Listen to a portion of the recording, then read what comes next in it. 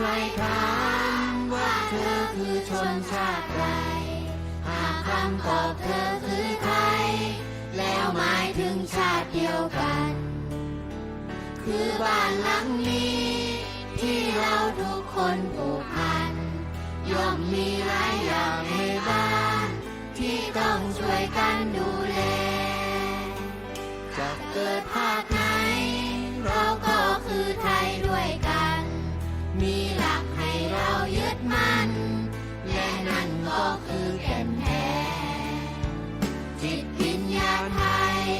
อ่อนน้อมแต่ไม่อ่อนแอถอยได้แต่อย่ายอมแพ้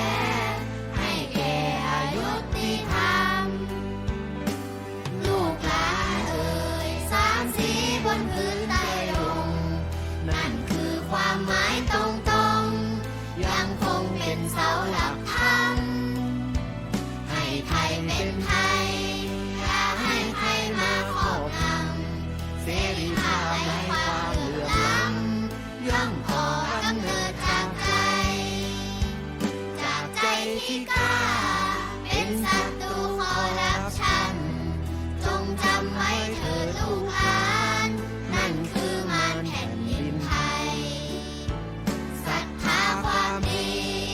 รักษามาคีกันไว้ก้าวให้ทันโลกยุคใหม่เปิดใจรับการเปลี่ยนแปลง